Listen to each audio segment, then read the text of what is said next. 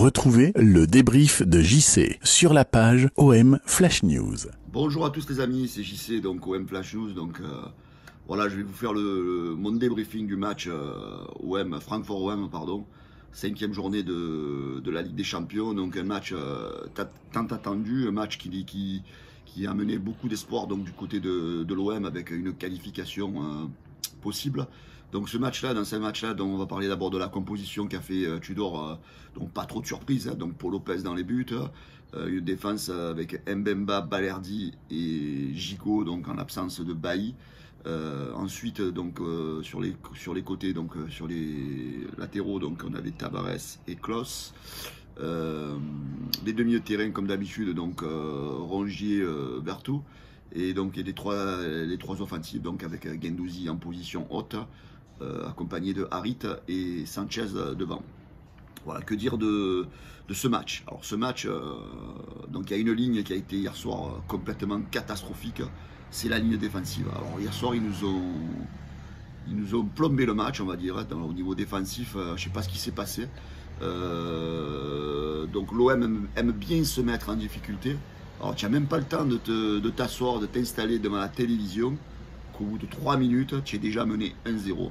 Voilà, donc on aime bien partir dans la difficulté, une défense inerte, qui n'a pas bougé. Voilà, donc ça a été facile pour les Allemands. Ouverture du score 1-0, donc tu es au plus mal au bout de 3 minutes de jeu. Après, tu essayes un peu de prendre le jeu à ton compte, tu essayes de te montrer dangereux, tu as eu quelques opportunités. Et enfin, sur un centre de Mbemba, donc qui a fait un peu le taf de Klose, hein, sur un centre de Mbemba, donc une superbe reprise de Matteo Guendouzi permet à l'OM d'égaliser, de revenir dans le match. Alors là, tu te dis c'est bien, tu as fait le plus dur. Maintenant, on va peut-être pouvoir essayer de leur mettre le second, de les mettre en difficulté, de les faire douter. Même pas. 4 minutes après, c'est encore voilà, un désastre défensif. Les mecs qui se sont encore promenés dans la défense. Et tu prends ce deuxième but rapidement encore. Donc tu es remené 2-1. Après, voilà, vous connaissez la suite du match. L'OM a eu des occasions. Francfort a eu des occasions. Voilà, ça a été un match assez équilibré dans l'ensemble. L'OM n'a pas été, on va dire, ridicule au plan des occasions. Je veux dire, on a eu autant d'occasions que les Allemands. On aurait pu même égaliser par moment. On aurait pu prendre le troisième aussi, bien sûr. Mais voilà, donc il y a des choses qui ne vont pas dans cette équipe. Voilà, moi, la défense, hier soir, je voudrais revenir sur Gigot. Alors Gigot, pour moi, tu n'es pas bon. Voilà. Tu n'es pas bon. Gigot, tu n'as rien à faire à l'Olympique de Marseille. Du moins, pour moi, tu es le dernier dans la hiérarchie des défenseurs. Pour moi, tu es même derrière Balerdi, Gigot. Alors, on est allé te chercher en Russie, là. Mais franchement, pour moi, tu es un mec perdu, quoi. Tu n'as pas le niveau. De la Ligue des Champions. Tu es trop tendre. Voilà, tu n'es pas là. Tu n'as pas le niveau, quoi. Voilà. À un moment donné, Gigot, on espérait mieux que toi. On est déçus. Donc, je pense que c'est une erreur de casting. Je pense que l'année prochaine, tu n'es plus là, à mon avis, parce que pour moi, tu n'es pas au niveau d'un OM qui veut jouer des Ligues des Champions. Souvent, voilà, donc Gigot, voilà, pour moi hier soir c'est 1-0 pointé. Après il y a Balerdi qui est beaucoup critiqué, voilà, c'est devenu un peu, voilà, l'année dernière c'était Paul Lopez, la tête de Turc, alors cette année c'est Balerdi et Vertou, là, tout le monde a non contre ces deux joueurs. Bon, après chacun pense ce qu'il veut. Balerdi hier soir, c'est sûr qu'il a fait des boulettes, il fait des boulettes à chaque match, mais peut-être c'était aussi un peu pour pallier un peu justement à ce manque de lucidité, de compétence de Gigot aussi, parce que malgré tout, bon, c'est vrai qu'il a fait une ou deux boulettes, mais il a quand même fait des bonnes interventions aériennes, il a coupé quelquefois les ballons. Moi, Balerdi, je ne vais pas l'assassiner, parce que pour moi, Balerdi, il a fait un meilleur match que Gigot. Le seul qui a fait un match correct en défense, ben, c'est Mbemba. Mbemba, pour ne pas le citer, donc c'est le mec qui nous déçoit rarement. Les latéraux, on va venir au niveau des latéraux. Alors, je voudrais parler à M. Jonathan Klose. C'est quoi en fait? C'est ton fantôme qui a actuellement à l'Olympique de Marseille. Mec, tu es inexistant. On dirait que tu n'as pas envie. Alors, moi, je connais la solution pour moi, Klose. Alors, si tu as peur de te blesser pour pas aller à la Coupe du Monde, mec, ben, tu demandes à pas jouer. Parce que si c'est pour avoir un fantôme sur le terrain, c'est pas la peine. D'accord? Donc Jonathan Klose, tu as intérêt un peu à te réveiller. De l'équipe de France, on s'en bat les couilles, tu joues à l'OM. La Coupe du Monde, on s'en branle, d'accord? Alors tu vas vite te réveiller. On s'en bat les couilles que tu as peur de te blesser. Tu vas jouer avec l'OM, parce que si on t'a pris à Lens, c'est parce qu'on pensait que tu étais bon. Alors tu as intérêt un peu à te bouger. Parce que tu n'as rien montré hier, hein, que ce soit offensivement et défensivement, tu es fautif sur un but. Donc à un moment donné, tu vas te réveiller. Nuno Tavares, Toi, c'est pareil, mon ami. Tu comptes quoi faire? Tu comptes dribbler toute l'équipe adverse quand tu prends le ballon à un moment donné?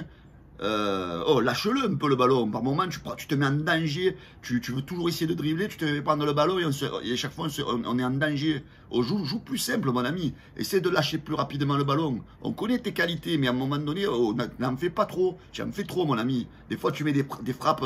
Ouais, je sais que tu as marqué en début de saison, mais des fois, tu tires de 55 mètres. Tu crois que tu vas marquer, mec? C'est bon, tu as mis 2 ou 3 de buts. Tu vas pas marquer à tous les matchs. Essaie de jouer plus simple, Nuno Tavares. Le milieu de terrain de Rongier et Verretou. Donc Rongier, pour moi, hier soir, il est passé à côté de son match. D'ailleurs, si vous regardez un petit peu les notes ce matin dans la presse, c'est celui entre Rongier et Verretou. C'est Rongier qui est la plus mauvaise note sur tous les médias.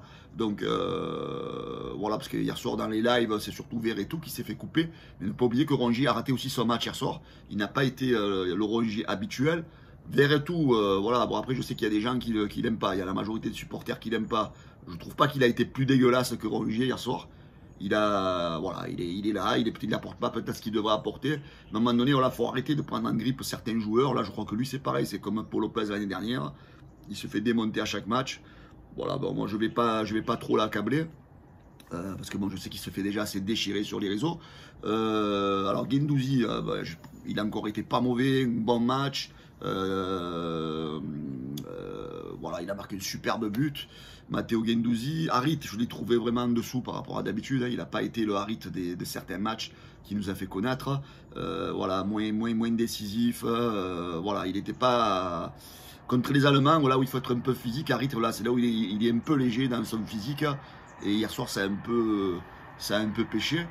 Et Sanchez, voilà, Sanchez trop seul, on ne peut pas lui lever le fait de faire le pressing, de faire ci, de faire là, voilà, il se bat, il fait comme il peut, voilà, il est peut-être mal encadré, il lui manque peut-être un attaquant à ses côtés, voilà, donc après je voudrais revenir sur Tudor. Alors Tudor, tu sais que moi je te taille pas, parce que, voilà, je vais pas oublier ce qui a été fait avant, mais hier soir par contre il va falloir que tu m'expliques un truc. Ça fait 2 fois que tu sors Guendouzi en plein match, et le match, tu le perds. Tu sais très bien, bon, on était déjà venu au score que tu vas me dire quand tu as sorti Guendouzi, mais quand tu sors Guendouzi, tu sais que l'OM est vraiment au plus mal. Tu perds au moins 30% de ton équipe sans Guendouzi, mec. Alors hier soir, il faut que tu m'expliques pourquoi tu as sorti Guendouzi en sachant, bon, tu avais comme objectif de faire rentrer Under, mais justement, recule Guendouzi à la place de comment il s'appelle, de Verretou qui avait un carton jaune. Donc Verretou, tu prends le risque de le laisser sur le terrain alors qu'il peut avoir une autre jaune et être expulsé.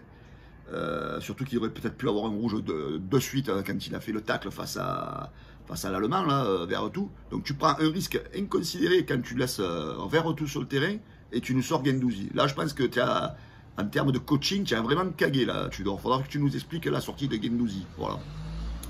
Et enfin, voilà, tout le monde critique cette position haute de Guendouzi. Et on fait entrer donc Under. Mais Under, les amis, il sert à quoi Under? Under, tu es un joueur de football. À quoi tu sers, mon ami? Tu sers à rien. Tu rentres 30 minutes, même pas tu te bats.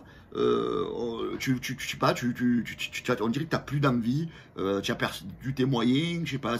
Donc toi aussi, si tu n'as plus d'envie, on va te mettre un peu au crochet avec Payet, avec Gerson.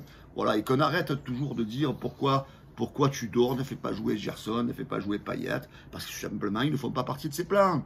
Parce que nous on ne voit pas les entraînements, on ne voit pas comment Gerson se comporte à l'entraînement, on ne voit pas comment Payet. Voilà. Si les mecs, pour lui, c'est des brebis galeuses et qu'il ne veut pas les mettre dans son effectif, dans son 11 de départ ou dans son 11 par la suite du match, il y a une raison. Et c'est peut-être pour ça aussi que Longoria, il veut les vendre, il veut vendre Payet, il veut vendre Gerson, parce que c'est des mecs, pour Tudor, ils n'ont pas le niveau. D'ailleurs, je pense qu'on le verra en deuxième partie de saison, quand le web va recruter deux nouveaux offensifs, une fois que ces gens-là auront été peut-être casés, que Gerson sera parti, bon, Payet, ça va être compliqué, je pense. Mais une fois que tu auras vraiment un joueur offensif qui va amener une qualité supplémentaire à ce milieu, je pense qu'on verra la différence. Voilà, Tudor, hier soir, tu n'as pas été parfait. Je ne te tue pas, parce que je pense que j'ai conscience de l'écart de qualité qu'il y a entre ton banc de touche et tes titulaires. Voilà pourquoi. Donc moi, je ne t'accable pas, parce que c'est compliqué pour toi. Tu te dis, voilà, si je me diminue, si je vais enlever un tel ou un tel, je vais mettre ces deux mecs, ils ne vont rien apporter. Voilà, je pense que ça explique chaque fois tes changements tardifs et que tu ne veux pas changer de position dans ce que tu veux faire parce que tu sais que les remplaçants ne sont pas au niveau malheureusement. En ce qui concerne la Ligue des Champions, ben, je pense que tout se jouera contre Tottenham. L'OM reste encore entre guillemets son destin entre les mains. Hein. Ça c'est important. Sur le dernier match au Vélodrome, on ne sait jamais sur un malentendu si l'OM, là il faudra faire un match plein face à Tottenham. Tottenham c'est pas non plus un grand club cadre européen. L'OM avec un OM des grands jours, un OM dans un grand match, l'OM peut battre Tottenham. Donc moi je reste confiant que mardi prochain au Vélodrome, ben, on peut renverser Tottenham. Voilà les amis. Donc je vous souhaite à tous une très très bonne journée. Je vous dis allez l'OM malgré la défaite. Ciao les gars. Retrouvez le débrief de JC sur la page OM Flash News.